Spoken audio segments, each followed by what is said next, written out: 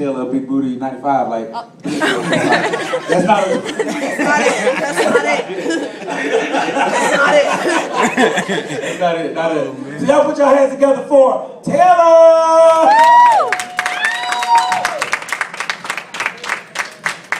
DeAndre's sister.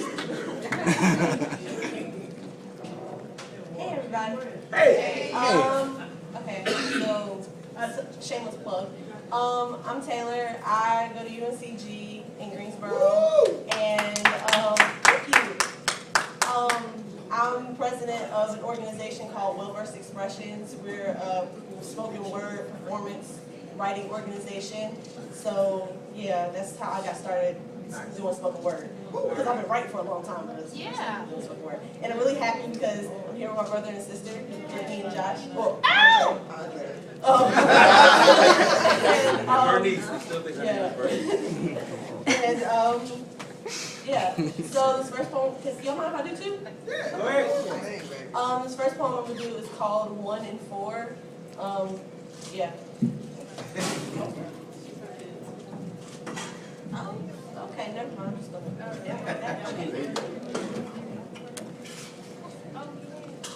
You may not know her, and you probably never even noticed her. She's the girl that wears sunglasses and long sleeve shirts to cover up the conversations from the night before.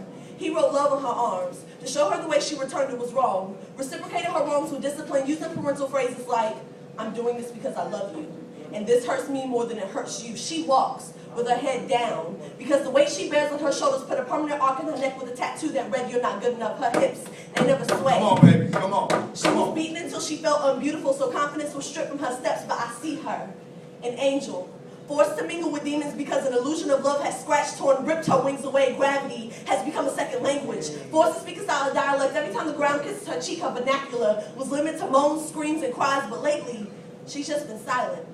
Her soul was left on the carpet the last time he made her bleed, but I saw it today.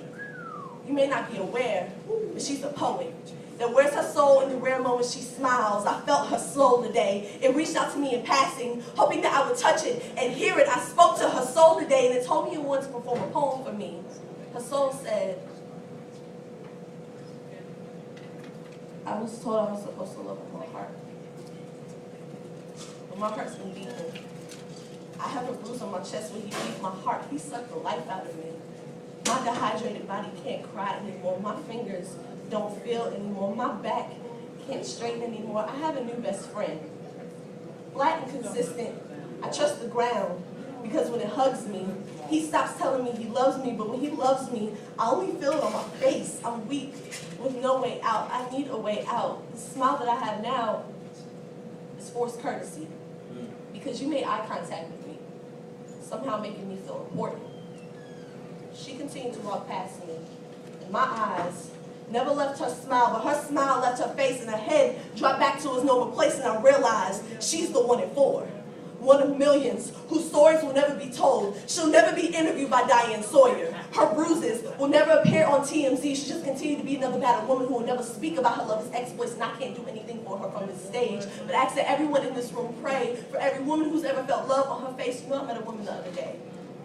She asked me if I knew about a domestic violence home, and I had nothing for her but this poem.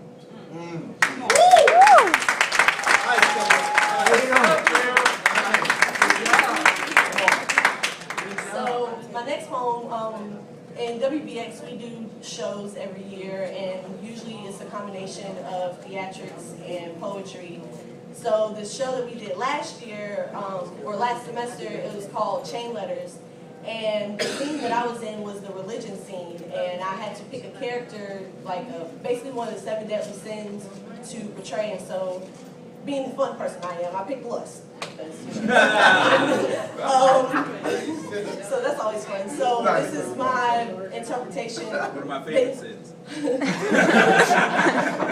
So I took lust and I made it God's plan. In a way. So this poem is called Giver. I become acquainted with judgment. His side eyes keep me in check, reminding me of my place in this world, or this building. No one knows what it's like to have more people concerned with what happens under your skirt than the person that you are. I love too much. And sometimes I forget to emote it with my heart, so I rely on relations, giving my all to those who can never see my beauty. Shoulders remain cold at night, because fornicating never meant affection, never knew intimacy, doesn't desire the warmth of bodies melting together. It's a lonely path of loving with no takebacks, but I always knew giving was better than receiving, so I don't expect requited feelings. I just rather think of myself as a giver. Like to think of me as selfless, loving them between my legs. They found a piece of home in my womb. I nurtured them with the comfort of my bosom. I cradled them to climax the most vulnerable moment. I am giver, I am lover, I am peace. He is baby, we are free. This is heaven, feels like heaven, but he leaves. And I'm left with my generosity, left with empty sheets, left with my thoughts to God, endlessly wondering why loving is a sin. God is love, and love, that's subjective. I love my body, it's a temple, open to those who want to pray, those who want that piece of heaven, those who want to explore the land of milk and honey. Honey, God don't love me any less.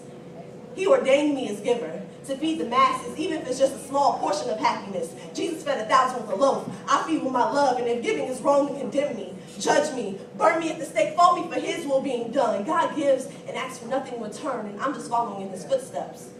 I sacrifice my desires for others to have a chance at happiness. God knows my heart and size. No one asks if Jezebel felt cold shoulders at night.